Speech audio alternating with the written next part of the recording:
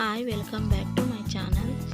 ಇವತ್ತು ನಾನು morning breakfast ಅಥವಾ ಈವ್ನಿಂಗ್ ಸ್ನ್ಯಾಕ್ಸ್ ಆಗಿ ಮಾಡ್ಕೋಬಹುದಾದಂಥ ಸ್ಟ್ರೀಟ್ ಸ್ಟೈಲಲ್ಲಿ ಸಿಗುವ ಎಗ್ ರೋಲ್ ರೆಸಿಪಿನ ಕ್ವಿಕ್ ಆ್ಯಂಡ್ ಈಸಿಯಾಗಿ ಮನೆಯಲ್ಲೇ ಯಾವ ರೀತಿ ಮಾಡೋದು ಅನ್ನೋದನ್ನು ನೋಡೋಣ ಬನ್ನಿ. ಮೊದಲಿಗೆ ನಾನಿಲ್ಲಿ ಒಂದು ಪ್ಯಾನ್ನ ಇಟ್ಕೊಂಡು 3 ಸ್ಪೂನಷ್ಟು ಆಯಿಲ್ನ ಹಾಕ್ಕೊಂಡಿದ್ದೀನಿ. ನೆಕ್ಸ್ಟ್ ನಾನು ಸ್ಲೈಸ್ ಮಾಡಿ ಇಟ್ಕೊಂಡಿದ್ದಂಥ 2 ಈರುಳ್ಳಿನ ಹಾಕ್ಕೊಂಡು ಫ್ರೈ ಮಾಡ್ಕೊಳ್ತಾ ಇದ್ದೀನಿ.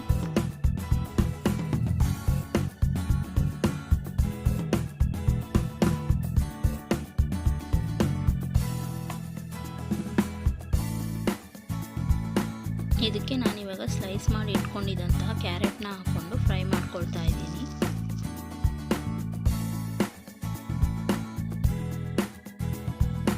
ಇವಾಗ ಕಟ್ ಮಾಡಿ ಇಟ್ಕೊಂಡಿದ್ದಂತಹ ಕ್ಯಾಪ್ಸಿಕಮ್ನ ಹಾಕ್ಕೊಂಡು ಫ್ರೈ ಮಾಡ್ಕೊಳ್ತಾ ಇದ್ದೀನಿ.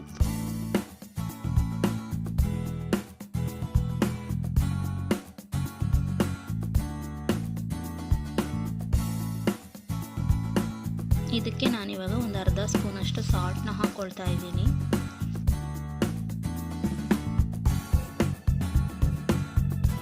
ನೆಕ್ಸ್ಟ್ ನಾನಿಲ್ಲಿ ಒಂದು 1/4 ಸ್ಪೂನಷ್ಟು ಪೆಪ್ಪರ್ ಪೌಡ್ರನ್ನ ಹಾಕ್ಕೊಂಡು ಫ್ರೈ ಮಾಡ್ಕೊಳ್ತಿದ್ದೀನಿ. ಸ್ಟಫಿಂಗ್ ಮಾಡ್ಕೊಳ್ಳೋಕ್ಕೆ ಇದು ಇವಾಗ ರೆಡಿಯಾಗಿದೆ. ಇದನ್ನು ಸೈಡ್ಗೆ ತೆಗೆದಿಟ್ಕೊಳ್ಳೋಣ.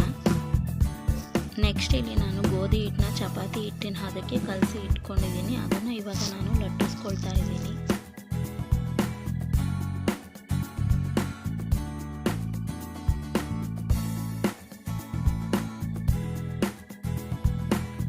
ನೋಡಿ, ಈ ರೀತಿ ಲಟ್ಟಿಸ್ಕೊಂಡ್ಮೇಲೆ ಇದಕ್ಕೆ ನಾನು ಒಂದು ಸ್ವಲ್ಪ ಆಯಿಲ್ನ ಹಾಕ್ಕೊಂಡು ಸ್ಪ್ರೆಡ್ ಮಾಡ್ಕೊಳ್ತಾ ಇದ್ದೀನಿ. ಸ್ಪ್ರೆಡ್ ಮಾಡಿಕೊಂಡು ಇದಕ್ಕೆ ಸ್ವಲ್ಪ ಗೋಧಿ ಹಿಟ್ಟನ್ನ ಉದುರಿಸ್ಕೊಳ್ತಾ ಇದ್ದೀನಿ. ಉದುರಿಸ್ಕೊಂಡು ಇದನ್ನು ಸ್ವಲ್ಪ ರೋಲ್ ಮಾಡಿಕೊಂಡು ಟ್ವಿಸ್ಟ್ ಮಾಡ್ಕೊಳ್ಳೋಣ.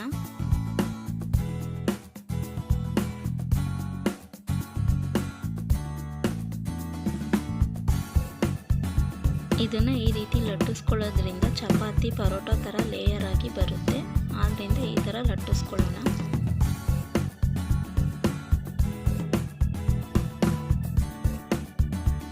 ಇವಾಗ ಇದನ್ನು ಲಟ್ಟಿಸ್ಕೊಂಡಾಗಿದೆ. ನಾನು ತವಾನ ಹಾಕಿ ಸ್ಟವ್ ಮೇಲೆ ಇಕ್ಕಿ ಬಿಸಿ ಮಾಡ್ಕೊಂಡಿದ್ದೀನಿ. ಅದ್ರ ಮೇಲೆ ಆಯಿಲ್ನ ಹಾಕ್ಕೊಂಡು ಚಪಾತಿನ ಮಾಡ್ಕೊಳ್ಳೋಣ.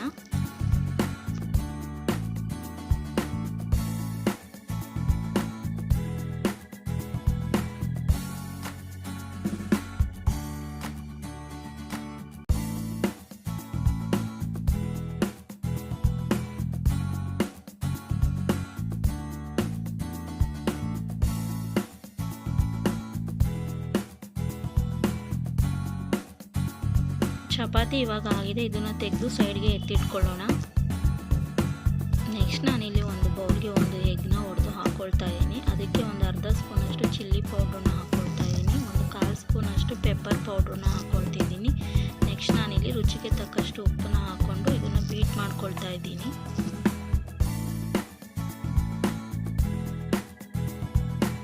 ನೆಕ್ಸ್ಟ್ ನಾವು ಇದನ್ನು ತಗೊಂಡು ತವದ ಮೇಲೆ ಹಾಕ್ಕೊಂಡು ಆಮ್ಲೆಟ್ನ ಮಾಡ್ಕೊಳ್ಳೋಣ.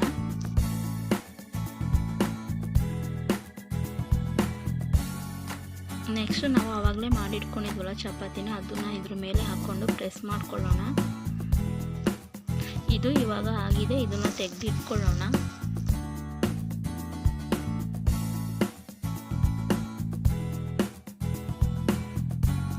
ಇದ್ರ ಮೇಲೆ ಇವಾಗ ನಾವು ಮಯೋನೀಸ್ನ ಹಾಕ್ಕೊಂಡು ಚೆನ್ನಾಗಿ ಸ್ಪ್ರೆಡ್ ಮಾಡ್ಕೊಳ್ಳೋಣ.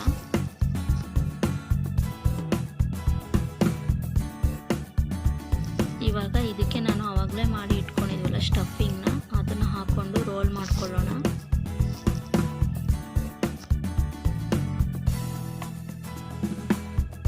ಇವಾಗ ಈ ರೋಲು ರೆಡಿಯಾಗಿದೆ. ನೆಕ್ಸ್ಟ್ ಇನ್ನೊಂದು ಅದೇ ಥರ ಮಾಡ್ಕೊಳ್ಳೋಣ.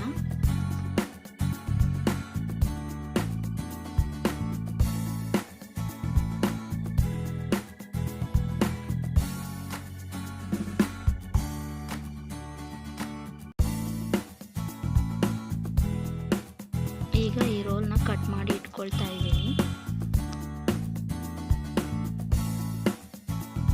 ಈಗ ಎಗ್ ರೋಲ್ ರೆಸಿಪಿ ರೆಡಿಯಾಗಿದೆ. ನೋಡಿದ್ರಲ್ಲ, ಮನೆಯಲ್ಲೇ ಎಷ್ಟು ಸುಲಭವಾಗಿ ಎಗ್ ರೋಲ್ ರೆಸಿಪಿನ ಮಾಡಿದ್ವಿ ಅಂತ. ನೀವು ಕೂಡ ಇದನ್ನು ಟ್ರೈ ಮಾಡಿ ನೋಡಿ. ಪ್ಲೀಸ್ ಸಬ್ಸ್ಕ್ರೈಬ್ ಮಾಡಿಕೊಂಡು ವಿಡಿಯೋನ ನೋಡಿ. ಇಷ್ಟ ಆಗಿದರೆ ಲೈಕ್ ಮಾಡಿ, ಶೇರ್ ಮಾಡಿ. Thank you for watching.